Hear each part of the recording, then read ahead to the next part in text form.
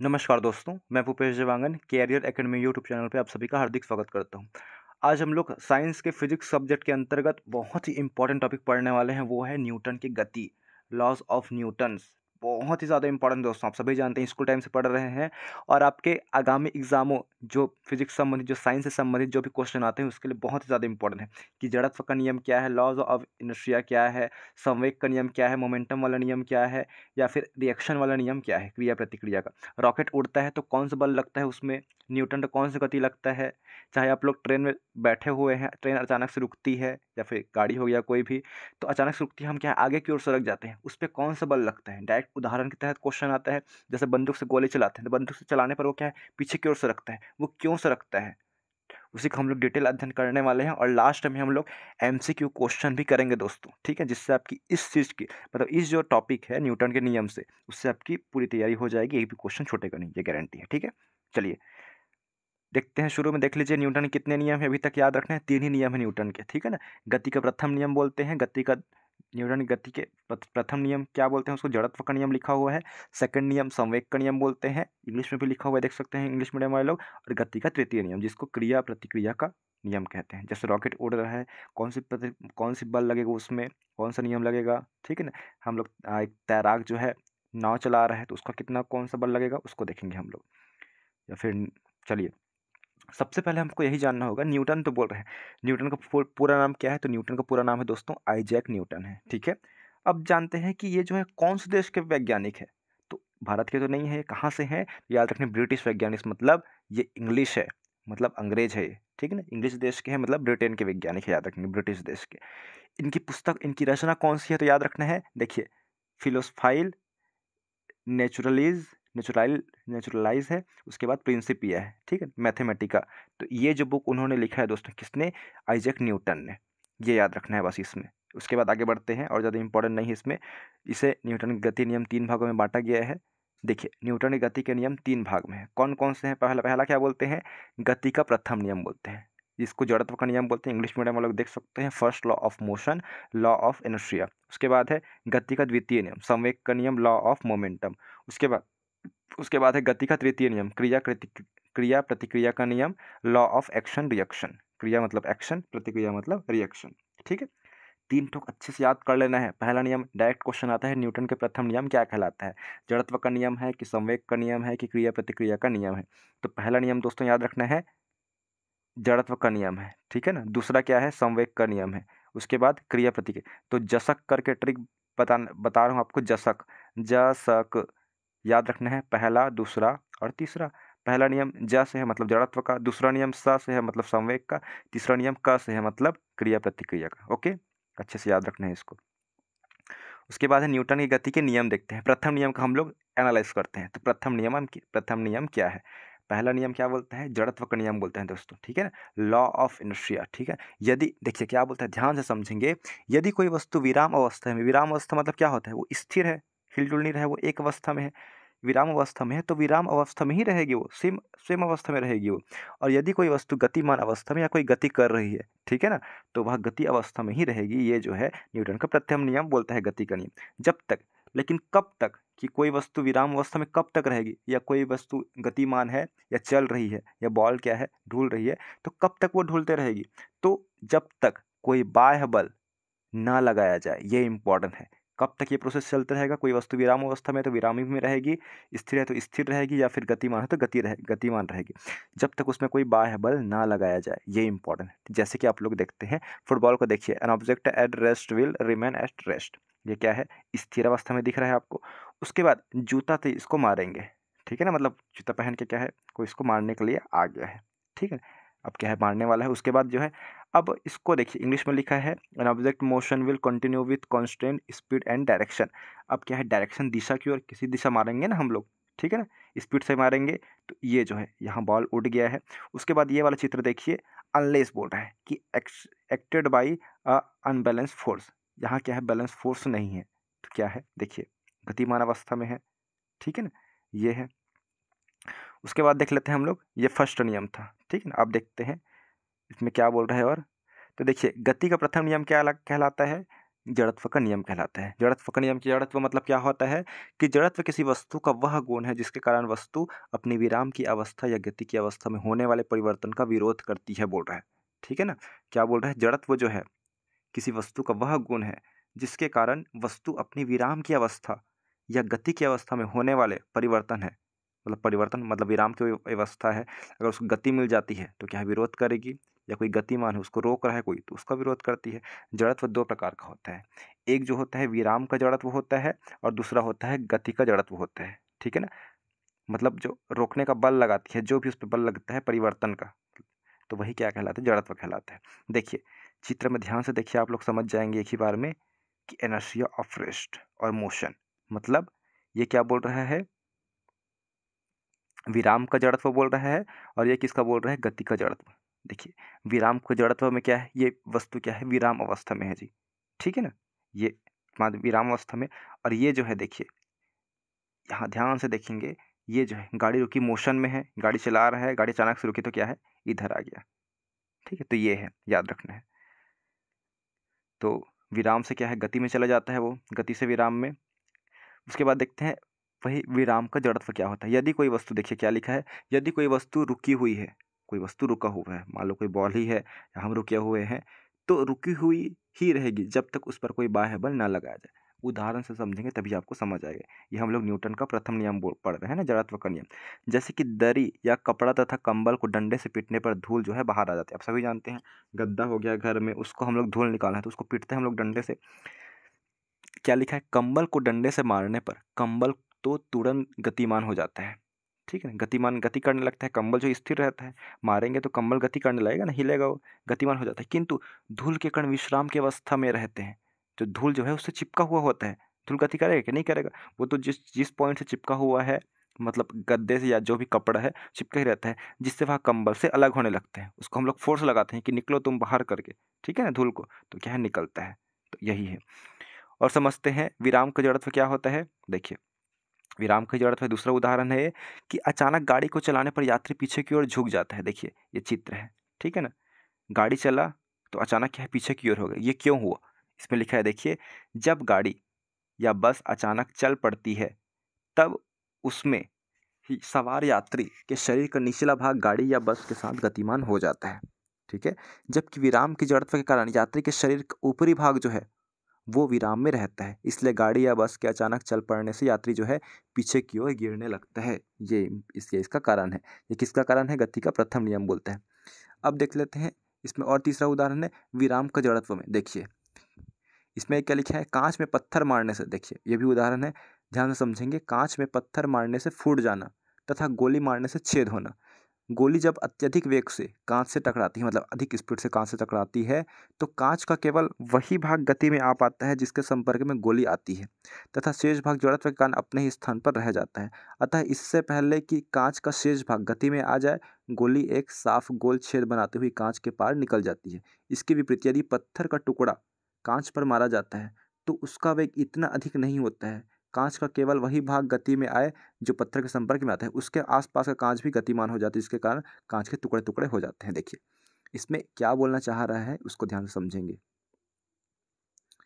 कि गोली चला रहे हैं, मान लो गोली का स्पीड जैसे कांच का है, ये कांच है, ठीक है ना, प्लेट है, ये भी कांच है, तो गोली का स्पीड जो होता है बहुत ज़्यादा होता है। बंदूक से गोली चलाएंगे तो वो क्या है, उतना ज़्यादा एकदम स्पीड रहता है, तो क्या है, छेद करके तुरंत निकल जाता है, बाकी जो है कांच को डैमेज नहीं होता है। लेकिन पत्थर से मारेंगे, पत्थर को हम लोग अपने हाथ से मारते हैं, ठीक है, उतना ज़्यादा गति मार रहता है नहीं, जिससे क्या है पूरा जो कांच वोच क्या है डैमेज हो जाता है। ये भी किसका उदाहरण है, विराम का जड़त्व का उदाहरण है दोस्तों। और चौथा उदाहरण देख लेते हैं। इतना भी सब इसमें समझ नहीं आया होगा तो देखते हैं। गिलास के ऊपर रखे कार्डबोर्ड पर रखा सिक्का ग्लास में गिर जाता है जब, क्या बोल रहा है, गिलास के ऊपर रखे कार्डबोर्ड, ठीक है ना, गिलास के कार्डबोर्ड रहते हैं ना, हम लोग जैसे देखे होंगे किसी को पानी देते हैं कुछ मत घुसे करके, उसमें कार्डबोर्ड रखे रहते हैं। सिक्का, क्या बोल रहा है, गिलास के ऊपर रखे कार्डबोर्ड पर रखा सिक्का ग्लास में गिर जाता है, तब अचानक कार्डबोर्ड को खींच लिया जाता है। ठीक है, गिलास पर रखे गत्ते को एकदम से हटाने की वजह से वह गति की अवस्था में आ जाता है, जबकि उस पर रखा सिक्का उसी स्थिर अवस्था में, जिसकी वजह से वह सिक्का क्या है, ग्लास में रह जाता है। समझ रहे हैं आप लोग। देखिए चित्र में देख सकते हैं आप लोग कि ये जो ग्लास है, ठीक है, ये तो ग्लास बना हुआ है, इसके ऊपर जो है ये कपड़ा रखा हुआ है, इसको हम लोग जैसे हाथ से अंगूठा को पकड़ते हैं हम लोग, और जो मिडिल फिंगर उसको पकड़ लेते हैं और ऐसे टेपरा मारा टाइप करते हैं ना, जिससे कैरम खेलते हैं, कैसे कैरम के स्टाइल में। तो जो गत्ता है, जो गुटका है, जो लकड़ी का है, जो भी खड्डा है, वो क्या है, आगे फेंका जाएगा। लेकिन सिक्का जो है वो क्या है जी, सिक्का गिलास में गिर जाएगा। वो किसके कारण होता है, सभी जान रहे हैं, वो जड़त्व का है, विराम का जड़त्व। ठीक है, जैसे लिखा हो, जब गिलास पर रखे गत्ते को तेजी से हटाते हैं तो सिक्का तेजी से गिलास में गिर जाता है, यही कारण है। उसके बाद है 5वां उदाहरण देख लीजिए, अगर ये भी समझ नहीं आया होगा तो, पेड़ हिलाने पर फल का नीचे गिरना। ऐसा इस कारण होता है क्योंकि पेड़ की टहनियाँ, जो पेड़ की टहनियाँ होती है, जोर से हिलाने पर तुरंत गति में आ जाती है, परंतु उन पर लगे फल विराम के जड़त्व के कारण विराम अवस्था में ही रहते हैं और टहनी के हिलने पर अलग हो जाते हैं। ठीक है ना, वो क्या है, विराम अवस्था में ही रहना चाहता है और टहनी हिल रहा है तो उसका विरोध कर अलग हो रहा है, तो इसलिए क्या है, उससे अलग हो जाते हैं, यही क्या है, विराम का जड़त्व है। अब देख लेते हैं गति का जड़त्व क्या है, मोशन ऑफ इनर्शिया। दोनों को समझ लेंगे, उसके बाद आपको क्लियर हो जाएगा। देखिए ये क्या बोलता है, कोई वस्तु गतिशील है तो गतिशील ही रहेगी जब तक उसे रोकने के लिए कोई बल न लगाया जाए। उदाहरण समझते हैं, अचानक गाड़ी के रुकने से यात्री आगे की ओर झुक जाता है। चलती हुई गाड़ी रुकने पर उसमें बैठे यात्री आगे की ओर झुक जाते हैं। इसका कारण यह है कि गाड़ी के अचानक रुकने पर उसका फर्श, उस पर रखे हुए यात्रियों के पैर तो विराम अवस्था में आ जाते हैं, परंतु उनके शरीर का ऊपरी भाग जो है जड़त्व के कारण उसी वेग से आगे की ओर चलने का प्रयास करता है।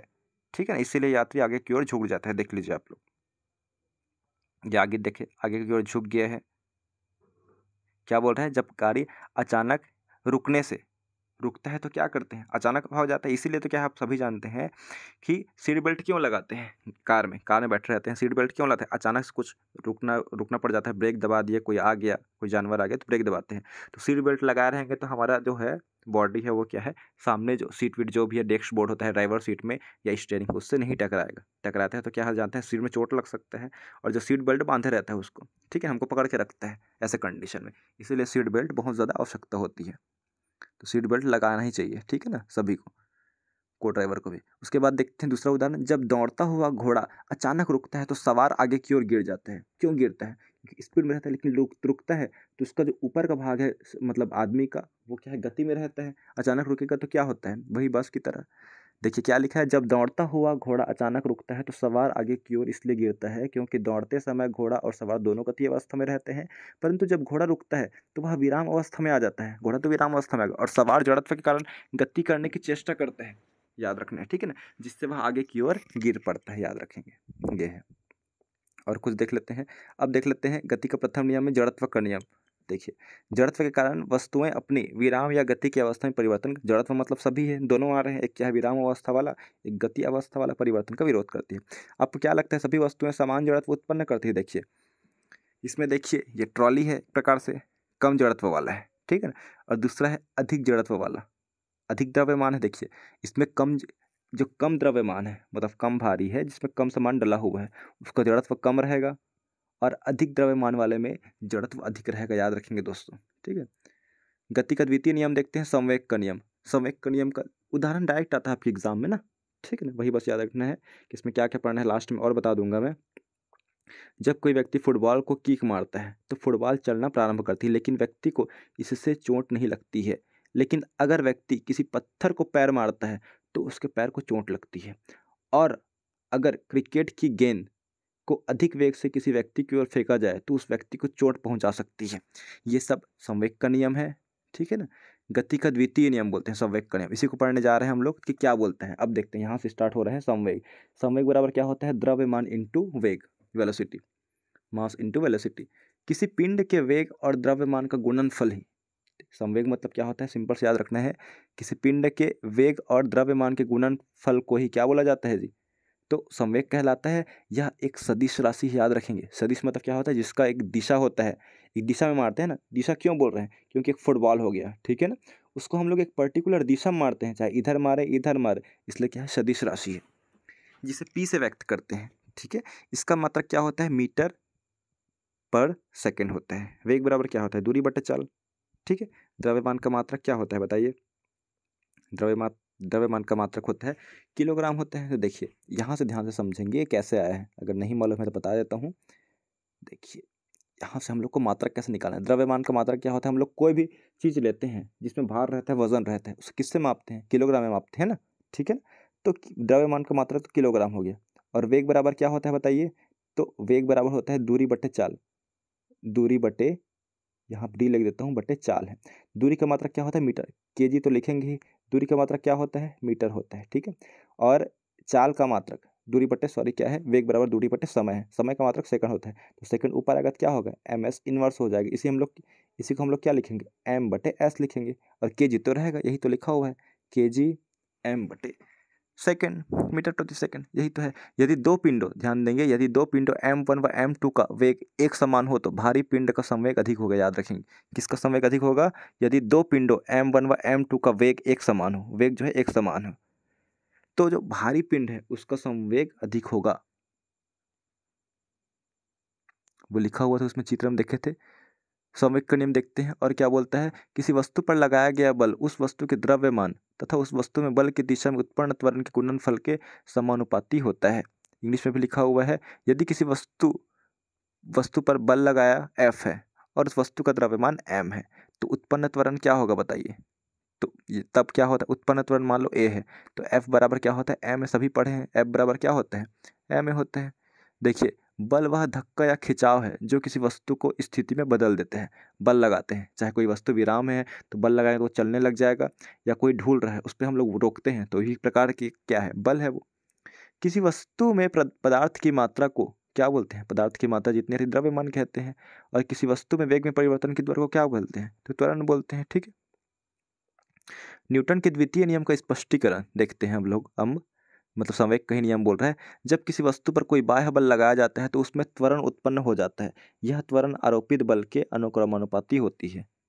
जिन लोग क्या है, साइंस वाले हैं, उन लोग के लिए बेनिफिट है, लेकिन जिन लोग एकदम नए पढ़ रहे हैं उन लोग के लिए उतना ज़्यादा समझ नहीं आया होगा, ठीक है। उसको हम डिटेल से करेंगे। बहुत डिमांड कर रहे थे रेलवे वाले लोग, एसएससी वाले लोग, साइंस को सर कराओ करके, न्यूटन वाला, इसलिए मैं करा रहा हूँ इसको। मतलब जैसे जैसे किसी वस्तु पर लगने वाला बल जो है बढ़ता है, वैसे वस्तु का त्वरण भी बढ़ता है, वेग में परिवर्तन की दर बढ़ेगी। बिल्कुल सही बात है। कैसे बढ़ेगी उसको देखते हैं।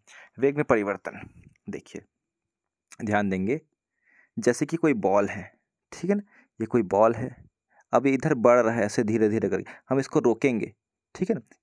ये बॉल है, ये ढूल रहा है, इधर ढूल रहा है जल्दी तेजी से लगने वाला बल, वैसे ही वस्तु, इसको हम लोग रोकेंगे तो इसकी गति क्या है? स्पीड से बह रहा है, हम रोकेंगे तो स्पीड भी क्या है?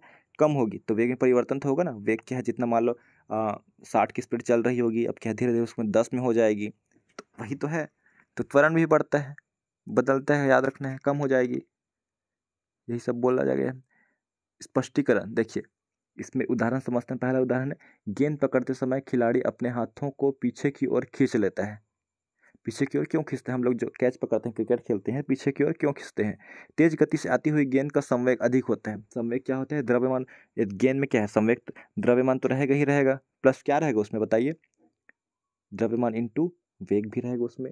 वेग बराबर दूरी बटे समय होता है, स्पीड रहेगी और उसमें द्रव्यमान भी रहेगा, तो संवेग अधिक होता है, ठीक है। इसलिए उसे रोकने के लिए संवेग शून्य तक कम करना होता है। गेंद पकड़ते समय हाथ पीछे की ओर खींचने के कारण खिलाड़ी को संवेग शून्य करने के लिए अधिक समय मिल जाता है और उसे चोट नहीं लगती है। उसको पीछे करते हैं तो उसको समय मिल जाता है थोड़ा शून्य करने के, अदरवाइज हमको लग जाता। दूसरा समझते हैं शॉक ऑफ वाला। देखिए, वाहनों में यात्रियों को झटकों से बचाने के लिए शॉक एब्जॉर्बर लगाए जाते हैं। वाहनों में लगे शॉक एब्जॉर्बर गति के दौरान लगने वाले झटकों से उत्पन्न गतिज ऊर्जा को अवशोषित करके ऊर्जा के किसी अन्य स्वरूप समानतः ऊष्मा परिवर्तित कर देते हैं और झटकों की तीव्रता को कम कर देते हैं। याद रखना है, ये सेकंड नियम के अनुसार ही है। अब देख लेते हैं हम लोग क्रिया प्रतिक्रिया का नियम, बहुत इंपॉर्टेंट है। गति का तृतीय नियम, प्रत्येक क्रिया के बराबर एवं विपरीत दिशा में प्रतिक्रिया होती है। अर्थात एक वस्तु दूसरी वस्तु पर जितना बल आरोपित करती है, दूसरी वस्तु भी पहली वस्तु पर उतना ही बल आरोपित करती है, विपरीत दिशा में होगी। न्यूटन के तीसरे गति नियम को क्रिया प्रतिक्रिया या एक्शन रिएक्शन लॉ भी कहते हैं। जैसे कि बंदूक से गोली छूटते समय बंदूक पकड़ने वाले व्यक्ति को पीछे की ओर झटका लगता है, ठीक है ना। हम लोग बंदूक चलाएंगे इसमें, तो जो व्यक्ति चला रहा है, तो ये जो गोली यहाँ से निकलेगी तो पीछे की ओर थोड़ा सा जाएगा ये, ऐसे करके, ठीक है ना। तो यही क्या कहलाएगी? यही क्रिया प्रतिक्रिया की बल कहलाएगी। वही बोला गया है इसमें, जब बंदूक गोली चलाई जाती है तो गोली को आगे भेजने वाला बल बंदूक के पीछे भेजने वाले बल के बराबर होता है, लेकिन बंदूक का द्रव्यमान गोली के द्रव्यमान से अधिक होता है, याद रखेंगे, ठीक है। द्रव्यमान तो अधिक होगा बिल्कुल, इसलिए यह केवल थोड़ी दूर तक पीछे की ओर चलती है और बंदूकधारी के कंधे पर पीछे की ओर झटका देती है। यही बस है। दूसरा उदाहरण देखते हैं, तृतीय नियम का देख रहे हैं ना। चप्पू चलाने पर नाव आगे बढ़ती है। ये चप्पू क्या बोलते हैं इसको बताइए। ये जो चलाते हैं यही तो चप्पू है जी, ठीक है ना। आप लोग अपनी भाषा में जो भी बोले, ये जो है, ठीक है ना, ये जो बना हुआ है। नाव चलाते समय जितना बल व्यक्ति द्वारा चप्पू के माध्यम से जल पर लगाया जाता है, उतना ही बल जल द्वारा नाव पर विपरीत दिशा में लगाया जाता है। क्या बोल रहा है कि नाव चलाते समय जितना बल व्यक्ति द्वारा चप्पू के माध्यम से जल पर लगाया जाता है, उतना ही बल जल द्वारा नाव पर विपरीत दिशा में लगाया जाता है और नाव जल में आगे बढ़ती है। इसीलिए रॉकेट वाला देख लेते हैं। सैटेलाइट हम लोग लॉन्च करते हैं, रॉकेट लॉन्च करते हैं, तो वायुयान या गतियानों की उड़ान, क्या लिखा है, वायुयान, रॉकेट या वायुयानों की गति।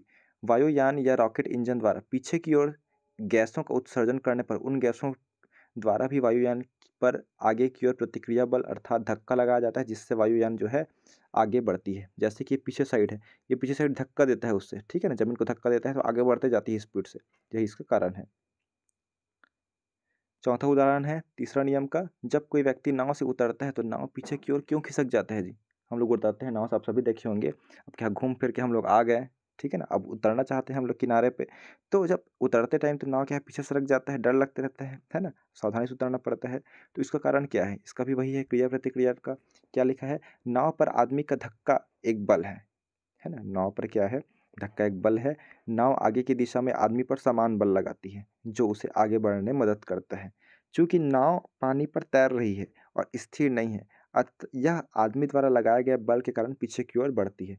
जैसे हम लोग क्या है, उस पे उतरेंगे तो एक प्रकार से बल लगाते हैं, उसे पीछे से धक्का धक्का होगा उसमें, ठीक है ना, नाव में, तो क्या है वो पीछे चले जाती है। इसलिए न्यूटन की गति के तीसरे नियम को यहाँ दर्शाया गया है, जिसमें कहा गया है कि प्रत्येक क्रिया के समान और विपरीत प्रतिक्रिया भी होती है। यही है महत्वपूर्ण तथ्य में देख लेते हैं हम लोग कि न्यूटन का प्रथम नियम क्या बोलता है कि गति या विराम का विरोध करता है।